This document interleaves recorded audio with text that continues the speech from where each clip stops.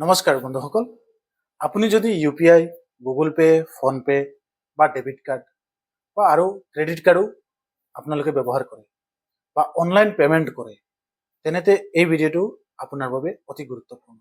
কাৰণ আমি সকলোৱে ফোন পে বা গুগল পে এনেধৰণৰ এপছবিলাক ইউজ কৰোঁ। 1 এপ্ৰিল 2026 পৰা RBI এটা নতুন নিয়ম কাৰ্যকৰী কৰিব আৰু এতিয়াৰ দৰে কেৱল OTP দি পেমেণ্ট সম্পূৰ্ণ কৰিব নোৱাৰিব।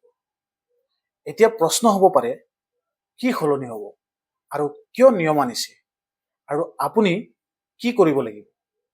আজিৰ এই ভিডিঅ'টোত মই সকলো কথা সহজ অসমীয়া ভাষাতে বুজাই দিবলৈ চেষ্টা কৰিম। গতিকে ভিডিঅ'টো শেষলৈকে চাব। এতিয়া আপোনালোক সকলোৰ কাৰণে ইম্পৰ্টেণ্ট আপডেটখিনি ক'ব বিচাৰিছোঁ।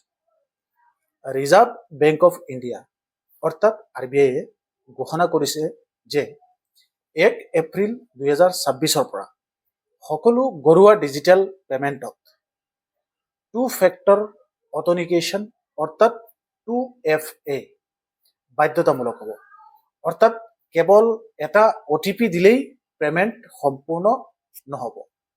দুটা বিভিন্ন ধৰণৰ প্ৰমাণীকৰণৰ পৰীক্ষা কৰিব লাগিব। ইয়াৰ ভিতৰত এটা অৱশ্যই ডাইনামিক হ'ব লাগিব, মানে প্ৰতিটো লেনদেনৰ বাবে নতুনকৈ সৃষ্টি হোৱা এই নিয়ম UPI, ডেবিট কাৰ্ড, ক্ৰেডিট কাৰ্ডৰ লগতে ডিজিটেল ৱালেট সকলোতে প্ৰযোজ্য হ'ব আৰু সেইখিনি আমি সকলোৱে ব্যৱহাৰ কৰোঁ। এতিয়া বুজো আহক 2FA মানে কি। 2FA মানে হৈছে দুটা বিভিন্ন ধৰণৰ সুৰক্ষা ব্যৱস্থা। RBI ইয়াক তিনিটা ভাগত ভাগ কৰিছে। প্ৰথমটো হৈছে সামথিং ইউ ন', অৰ্থাৎ আপুনি জানে যি বস্তু, যেনে UPI পিন, পাছৱৰ্ড আৰু যিবিলাক লক থাকে সেইবিলাক। দ্বিতীয়টো হৈছে সামথিং ইউ হেভ, অৰ্থাৎ আপোনাৰ ওচৰত থকা বস্তু, যেনে আপোনাৰ মোবাইল বা আপোনাৰ মোবাইলত অহা OTP বা এপছৰ নটিফিকেশ্যন। আৰু তৃতীয়টো হৈছে সামথিং ইউ আৰ, অৰ্থাৎ আপোনাৰ পৰিচয়, যেনে আঙুলিৰ ছাপ বা ফেচ ID। এতিয়া গুৰুত্বপূৰ্ণ কথা হৈছে দুটা ফেক্টৰ একে শ্ৰেণীৰ হ'ব নালাগে। উদাহৰণস্বৰূপে আপোনালোকক বুজাই দিব বিচাৰিছোঁ, দুটা পাছৱৰ্ড ব্যৱহাৰ কৰিলেই নহ'ব আৰু এটা ফেক্টৰ অৱশ্যই ডাইনামিক হ'ব লাগিব। কিছুমান উদাহৰণ আছে, UPI পিন আৰু OTP ফিংগাৰপ্ৰিণ্ট, আৰু UPI পিন অথবা ফেচ ID বা এপ কনফাৰ্মেশ্যন। বহুতো এপছত বায়োমেট্ৰিক ব্যৱহাৰ সহজ কৰি দিয়া হ'ব, যাতে ব্যৱহাৰকাৰীয়ে সহজে বায়োমেট্ৰিক ব্যৱহাৰ কৰিব পাৰে।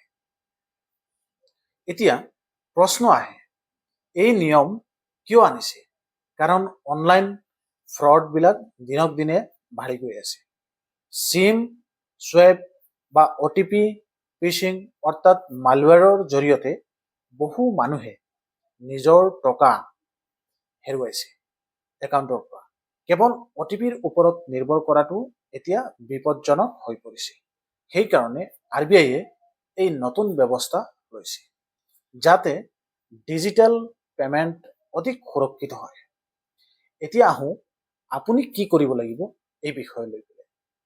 এই বিষয়ত আপুনি প্ৰথমে আপোনাৰ বেংক আৰু পেমেণ্টছ এপছ যিবিলাক আছে, যেনে গুগল পে হওক, ফোন পে হওক বা নেট বেংকিং এপছবিলাক হওক, সেইবিলাক সদায় আপডেট কৰি ৰাখিব লাগিব।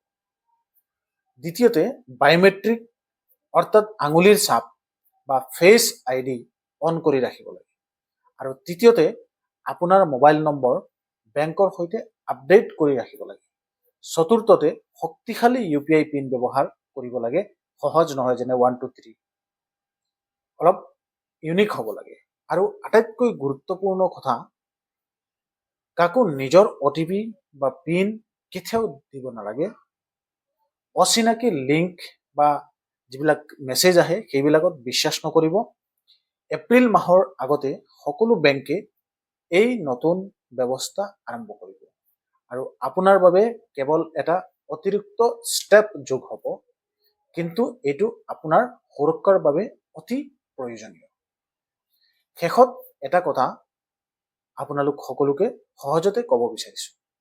এতিয়াৰ পৰা কেৱল OTP নহ'ব, 2টা স্তৰৰ সুৰক্ষাৰ পেমেণ্ট সম্পূৰ্ণ হ'ব আৰু ইয়াৰ ফলত আপোনাৰ টকা অধিক সুৰক্ষিত থাকিব একাউণ্টত। যদি এই ভিডিঅ'টো আপোনালোকৰ ভাল লাগিছে তেন্তে লাইক কৰিব, শ্বেয়াৰ কৰিব আৰু আমাৰ চেনেলটো ছাবস্ক্ৰাইব কৰিব আৰু ফেচবুকত যদি চাই আছে চেনেলটো ফ'ল' কৰিব, ইনষ্টাগ্ৰামতো যদি চাই আছে চেনেলটো ফ'ল' কৰিব আৰু এনেধৰণৰ আপডেটেড ইনফৰমেশ্যনবিলাক পাবৰ কাৰণে আমাৰ OILS অসম ইউটিউব চেনেলটো ছাবস্ক্ৰাইব কৰি ৰাখিব। কমেণ্টত নিশ্চয় আপোনালোকে লিখিব এই বিষয়ে লৈ পেলাই আপোনালোকৰ এই ইনফৰমেশ্যনখিনি শুনি পেলাই কেনেকৈ লাগিছে আৰু সেইটো 1 এপ্ৰিলৰ পৰা প্ৰযোজ্য হ'ব বুলি সংবাদ মাধ্যমত প্ৰকাশ পাই আছে। সেইকাৰণে আপোনালোক সকলোকে এই আপডেটটো জনালোঁ। গতিকে আপোনালোকে এই কামখিনি যাতে কৰি ৰাখে। প্ৰিয় ভিউৱাৰ্ছসকল, সদৌ শেষত আপোনালোকক এটা গুৰুত্বপূৰ্ণ ইনফৰমেশ্যন দিব বিচাৰিছোঁ। হয়তো আপোনালোক সকলোকে এই ভিডিঅ'টোতে ইনফৰমেশ্যনখিনি জনালোঁ, কিন্তু আপোনালোকে বুজি পোৱা নাই। আকৌ এবাৰ ৰিভিউ হিচাপে মই কৈ দিব বিচাৰিছোঁ, যদি আপোনালোকে OTP এণ্টাৰ কৰে তাৰ পিছত আপোনালোকে 2টা ফেক্টৰ ভেৰিফিকেশ্যন কৰিব লাগিব। আইদাৰ আপোনালোকে মোবাইল নটিফিকেশ্যন একচেপ্ট কৰিব লাগিব বা আপোনালোকৰ ফিংগাৰপ্ৰিণ্ট কৰিব লাগিব বা আপোনালোকৰ ফেচ ID দি পেলাই আপোনালোকে একচেপ্টেঞ্চ দিব লাগিব। তাৰ পিছত গৈ পেলাই আপোনালোকৰ পেমেণ্টটো ছাকচেছ হ'ব। উদাহৰণ হিচাপে ধৰি লওক আপোনালোকৰ OTP ছাবমিশ্যন কৰাৰ পিছত কেপচা এটা আহে, গতিকে এতিয়া কেপচাৰ উপৰঞ্চিও আপোনালোকৰ এনেধৰণৰ অপশ্যন থাকিব। গতিকে ডিজিটেল পেমেণ্টবিলাক সুৰক্ষিত কৰিবৰ কাৰণে চৰকাৰৰ ফালৰ পৰা এই সিদ্ধান্ত গ্ৰহণ কৰা হৈছে। আগন্তুক দিনত যেতিয়া এই টেকনলজিৰ আপডেটখিনি আহিব আপোনালোক সকলোকে প্ৰেক্টিকেল মই কৰি আমাৰ OILS অসম ইউটিউব চেনেলত আপোনালোক সকলোৰ কাৰণে লৈ আহিম। আজিৰ এই ভিডিঅ'টো ইমানতেই। পৰৱৰ্তী সময়ত নতুন আপডেট আহিলে আপোনালোক সকলোকে জনাম। ধন্যবাদ। জয় আই অসম।